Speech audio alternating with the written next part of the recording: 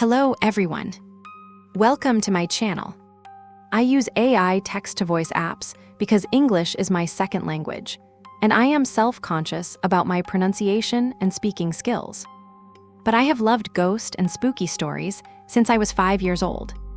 I wanted to create this channel to collect various ghost stories and create videos. I will credit the original posts, their usernames or names, and also the links to the websites I use to collect the different stories in the description box of each video. I hope you enjoy this video. Thank you for watching. Medical professionals. They not only work for our lives, but they also have to deal with death. Many medical professionals talk about having spooky or unexplained experiences. Today's video is about similar unexplained experiences that nurses have had in hospitals and other care facilities. Story 1, this was posted on Reddit by Duckface08, an RN. For a long time, we had a room that we all swore was haunted or cursed. Patients would randomly go sour there, like all of a sudden go into ventricular tachycardia or develop a brain bleed. The only patient I knew of whose ribs broke and punctured his heart after CPR was also in that room. The nursing cart in that room would randomly lock and unlock without anyone touching it. Once, a nurse was in the room with the lights off, and the lights turned on their own. There was a closet next to that room where some nurses would go to take a nap on night shifts. One nurse was laying there just scrolling through TikTok or whatever when a pack of gauze randomly fell off the shelf and onto her. There was no one around and no other disturbances that would have knocked over the gauze. The last few years, though, that room has been pretty quiet, and it's basically a normal room again. Still, for a couple of years, it was not a nice room. To balance out the negative, though, I have a heartwarming ghost story. This story came from my nursing educator at the time, back when I used to work oncology. She said she was still a young nurse. There was a young oncology patient. He was a young man who had had a difficult life and was estranged from his family. So the nurses and staff in the oncology unit became something of a substitute family for him. He was normally placed in one hallway where we normally put our chemo patients. Eventually, though, he developed DIC stands for disseminated intravascular coagulation, a serious condition where blood clots form throughout the body's blood vessels, leading to organ damage and uncontrolled bleeding, and died. After his death, she said any patient in that same hallway who was alone and maybe a little confused would talk about the young, bald man with pale skin who came to visit them. He would sit beside them and just talk with and comfort them. My nurse educator guessed that he wanted to bring comfort to the lonely people in that hall because he was a lonely patient himself. I never heard of him from any of my patients, so I have a feeling he moved on before I started working there. Still, I think it's a nice story. Story 2, it was posted on Reddit by thefattestfatsack. Working in only facility that I've ever seen with a downstairs/walk-in basement. Just so happened to be the locked dementia unit and my assignment for the night. It had 2 halls, 100 and 200. No one was in 100. It was locked and shut down. I had finished my second round and was chilling at the station when all of the call lights on 100 started going simultaneously. I stood up and walked to the doors with every hair on my body on end. I peered through the window and all of the lights shut off. Freaked me out a little, but whatever. Last round, I am in room 207. In report, they said she was nonverbal. I have her clean and almost dressed. I was just buttoning her last shirt button when she says to me, "Don't let those babies play in the floor." I stopped and was looking at this non-verbal woman making such a creepy statement when I heard a little giggle just behind me to my left, and immediately the light went out. I was in between the floor and the bed, facing the whole room, and no one came in to turn off the light. I am telling myself it's nothing as I walk over to turn the light back on. I reached for the switch when both lights cut on and the call light started going. I picked that lady up, set her in her chair, and we both noped the EFF out of there. I didn't tell anyone. Later that morning, the aide from the upstairs unit and I are taking out our trash. I told her about the 100 hall call light situation. She starts talking about this one resident who she went to check on but were not in their bed. She said she was confused because the resident was a higher lift-needed assistance. She walked into the room and called for the resident when she heard, "Come with us." They here came crawling out from behind the bed on all fours, screeching and shrieking. She said she never will go back into room 207 and refuses to work that unit.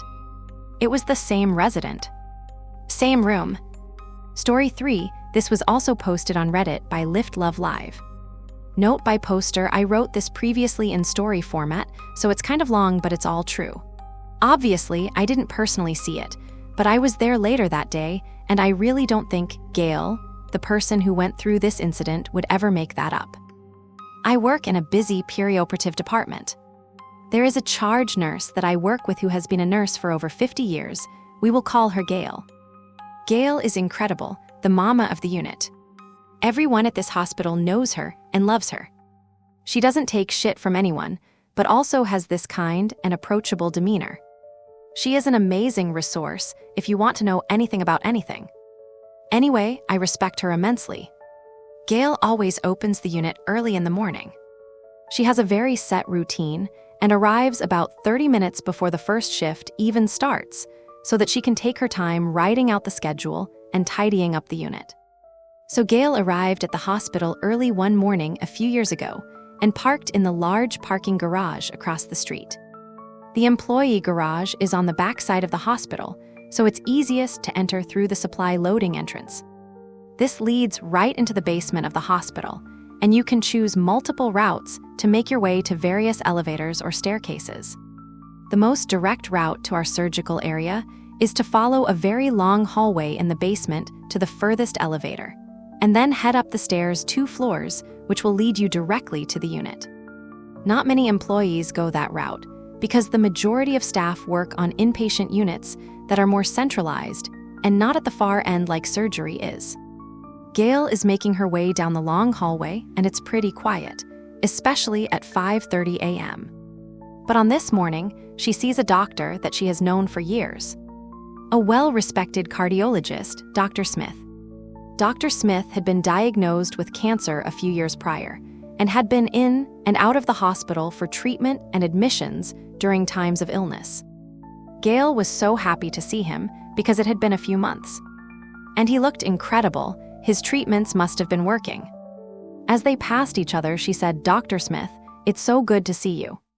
You look fantastic." Dr. Smith gave Gail a huge smile and said, "Gail, I feel better than I have in years. So nice to see you." Gail continued down the hall and up the stairs to the unit. She started preparing the schedule for the day, and surgeons started trickling in to input orders and review patient charts. Gail noticed another cardiologist who had also worked there for a very long time. She exclaimed, "Dr. Allen, I just saw Dr. Smith as I came in this morning. He looks amazing. I am so glad that he's responding to treatment." Dr. Allen was silent and had a strange look on his face. He walked over to Gail and put his hand on her shoulder. He said, "Gail, Dr. Smith passed away last night on 6 South, the cancer unit." Gail thought he was kidding. She insisted that she had just seen him. But Dr. Allen assured her that Dr. Smith had passed and was currently down in the morgue. In the basement, the entrance to the morgue is the only door in the middle of that long hallway that leads to the stairs. Gail fell silent as she realized she had seen him walking past her as she approached the morgue entrance. He was headed toward the exit. She told Dr. Allen that she must have been mistaken as not to appear crazy. But she knew what she saw. She was pretty shaken up when we arrived for our shifts, and after a few hours, she quietly told some of us what had happened. She stopped walking that direction and took the long route away from the morgue from then on. She retired last year, and we all miss her dearly. Every time I walk down that hallway, I get shivers as I pass the morgue. Story 4 was posted on allnurses.com by RV. BSN, who specializes in CCU, SICU, CV-SICU, precepting, and teaching. Onto the post, every hospital I've ever worked in has at least one ghost. I've never worked in a nursing home, but I hear from a friend who has that they have their ghosts as well. Years ago, and this will age me, I worked at the old Peter Bent Brigham Hospital. We just moved into our brand new tower, and the old hospital was scheduled for demolition. Several co-workers wanted to walk through the old unit one last time. As we walked past what had once been the large men's ward, we saw a couple of figures in what should have been a completely empty ward. One of my co-workers peeked in to investigate and immediately backed out, face as white as a blank order sheet. Of course, I was curious then, so I looked in myself. All I saw was two older men sitting on an old bed, chatting. My coworker explained. That was Billy and Larry, or Mo and Joe, I've forgotten the names. They were frequent flyers in the ward. Both were royal pains in the padut when they were alive, which they weren't anymore. She said they'd been rumored to still be hanging around, but no one had actually seen them before. Story 5 was posted on allnurses.com by Bipley. On to the post. I have a few of them. Some are types we all experience, like how healthy old people can tell you the day and almost the time they will die. Had a few of those. But the one that hit home the most for me requires a bit of background. I was not happy with a guy I had working LTC long-term care nurse on my midnight shift, and I was too afraid to have him work another night. So I went down to the facility and fired him, then I took his shift. Turns out, I was right to do that. In retaliation for his being let go, he set one of our buildings on fire. A building my old people were sleeping in. You have to experience it to understand, but when you are in a burning building, and you are pretty sure you aren't getting out, and you are about to prove to the non-physical people that you were right about religion all along lol, you quickly form a bond with all the others that aren't going to get out of the building alive either. We did manage to get out, and everyone was safe, except one person who did die a few days later. After that day, I was terrified of working the midnight shift. Some of our staff lived on the property, such as the groundskeeper. I was forever waking the poor guy up throughout the night swearing I could smell smoke, or I heard crinkling of something burning. I would sit at the nurse's station and just shake and cry. A little PTSD, roll eyes. G was a lady that has a history of a stroke. She didn't have poor short-term memory, she had no short-term memory. After 7 years, she still couldn't remember who I was or what she was doing in this building. From the time of her stroke to the time she died, G always had her days and nights mixed up. She was quite content to walk the halls and quietly hum, sit with me at the nurse's station, whatever she wanted. She actually had the entire building to herself. We had buildings A to E. I would bribe G with candy to sit at the nurse's station with me while I worked. I never had to say anything. I'd just pull the candy dish out and G would happily munch candy, we'd talk, and I'd do my work. I just needed a human to sit with me. This was our little secret. Actually, it was my little secret. LOLG wouldn't remember by the time she stood up that she even ate any candy. Shortly after the fire, it happens to be that G died, and I was all alone again on the few nights I did pull an 11/7.